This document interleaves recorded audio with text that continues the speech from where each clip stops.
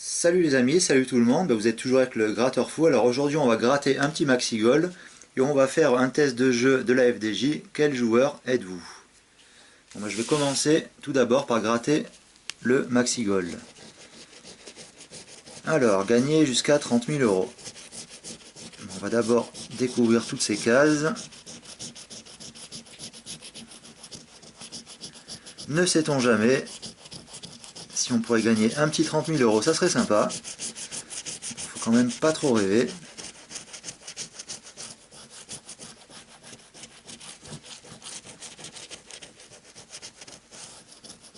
Voilà, on a découvert les montants.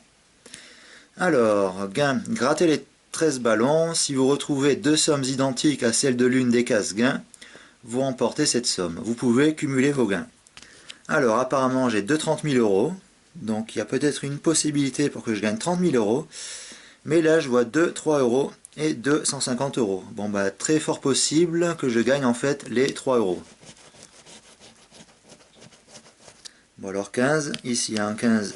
Là, c'est un 150. Et ici, 9 euros. Bon, bah, apparemment, il n'y avait qu'un seul 9 euros. Alors, bonus, si vous découvrez une somme sous le ballon, vous la remportez. Ok, c'est 0.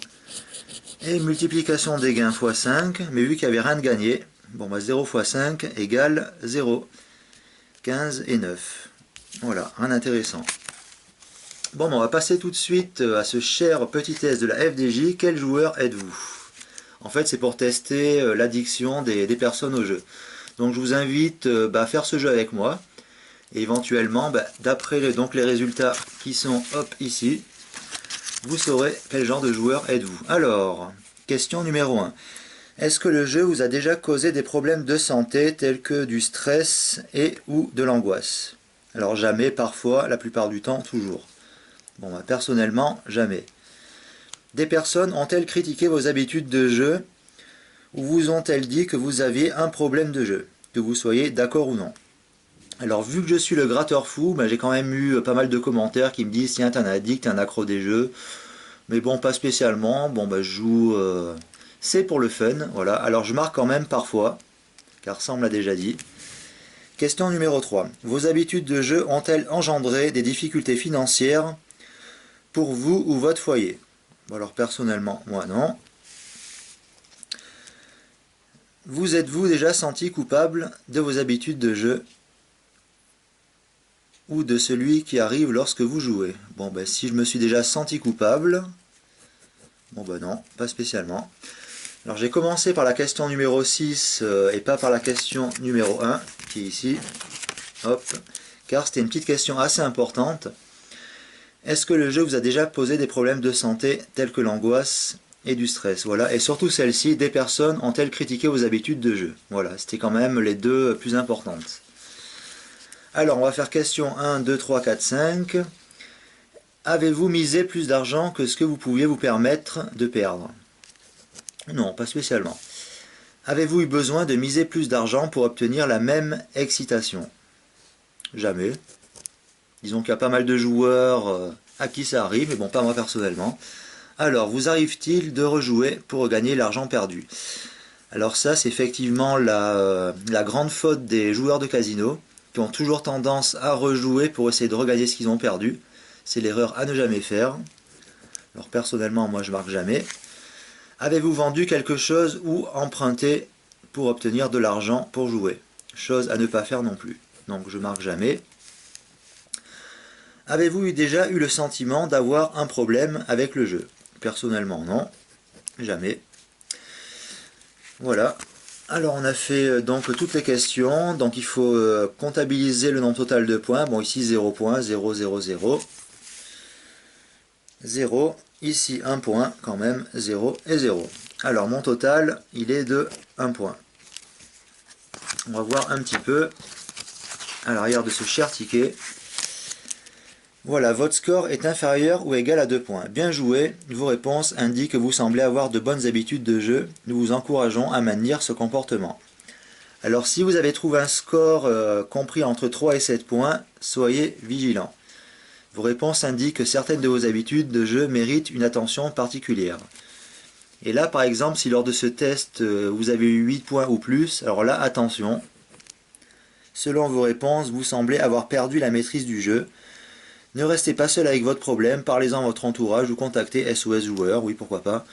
Vous pouvez également trouver de l'aide auprès de l'Institut national de prévention et d'éducation pour la santé au...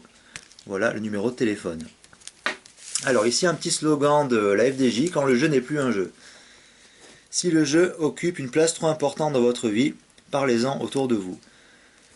Vos proches, votre détaillant, votre médecin, ainsi que les services sociaux, ça m'a fait un peu délirer, parce que les services sociaux, un joueur qui va avoir les services sociaux, bonjour, peuvent vous accompagner et vous orienter vers des structures adaptées.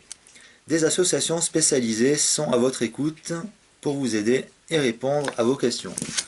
Alors on va voir un petit peu ce que la FDJ marque en supplément dans ce prospectus. Bon, soyez attentifs aux signes avant-coureurs d'une pratique de jeu excessive. En voici quelques-uns. Être souvent préoccupé par le jeu. Augmenter ses mises et ses dépenses de jeu. Faire des efforts pour diminuer mais jouer toujours autant. Devenir irritable lorsqu'on ne peut pas jouer autant qu'on le souhaiterait. Bah voilà, ça craint quoi. Jouer pour oublier ses problèmes. Bon bah là c'est candidat au suicide. Jouer pour gagner de l'argent perdu, bon bah ça c'est s'enfoncer un petit peu plus. Mentir pour cacher que l'on joue, tel un vrai accro. Emprunter de l'argent pour jouer ou payer ses dettes de jeu. Banqueroute assurée. Voler ou frauder pour jouer. Là c'est la case prison sûrement. Risque de perdre son emploi ou sa famille à cause du jeu. Bon bah là si vous avez tout ça, franchement ça craint. Alors ici derrière qu'est-ce qu'il raconte? Ben voilà. Alors, 9 conseils pour jouer en toute sérénité. Le jeu doit rester un plaisir et une distraction. Si ce n'est plus le cas ou si vous culpabilisez, il est peut-être temps de vous arrêter de jouer, au moins temporairement. Fixez-vous un budget. Alors ça, c'est quand même une des premières règles de base pour les joueurs. Fixez-vous un budget équivalent à ce que vous pouvez vous permettre de perdre et ne le dépassez pas. Augmentez votre mise. Augmente aussi votre prise de risque, exact. En fait, qui augmente ses mises, et bien qui perd beaucoup plus. Voilà, mieux vaut rester vigilant, tu m'étonnes. Il faut accepter de perdre l'argent misé. Bon bah ça, c'est les règles universelles du jeu. Jouer pour se refaire peut apporter plus de problèmes qu'en résoudre. N'amputez pas le budget nécessaire à votre vie quotidienne, bon, vaut mieux pas. N'empruntez pas pour jouer, même des petites sommes. Prenez le temps de faire des petites pauses et n'hésitez pas à vous fixer une limite de temps consacrée au jeu. Alors ça c'est pas évident si vous rentrez dans un casino de jeu, car comme vous pourrez le constater, il n'y a pas de fenêtre, histoire que le client perde un petit peu la notion du temps, à ne pas savoir si c'est le jour ou la nuit. Pas de montre non plus. Donc tout est fait pour en fait garder le joueur en train de jouer au casino. Évitez de jouer sous l'effet de l'alcool ou de la fatigue afin de préserver votre lucidité face au jeu. Alors dans certains casinos, ils offrent de l'alcool gratuit aux clients. Alors ça peut paraître très sympathique, mais c'est plutôt pour en fait l'empéguer ou lui bourrer un petit peu la gueule, histoire qu'il ne joue plus stratégiquement. Si celui-ci joue à la base stratégiquement. Voilà, donc jouer bourré, vous êtes sûr de perdre. Ou de la fatigue afin de préserver votre lucidité face au jeu. Ok. Soyez toujours honnête quand vous parlez de vos pratiques de jeu. Mentir ou se cacher pour jouer est un signal d'alarme. Tu m'étonnes, voilà. Bon ben donc je vous invite à refaire donc ce petit jeu, ce petit questionnaire que j'ai fait ici en vidéo. Donc si vous êtes un joueur, ça pourra vous donner une petite idée de votre addiction ou non au jeu. Allez, salut tout le monde, je vous dis à très bientôt pour un prochain grattage, sûrement d'un carnet complet à 150 €. Allez, ciao ciao.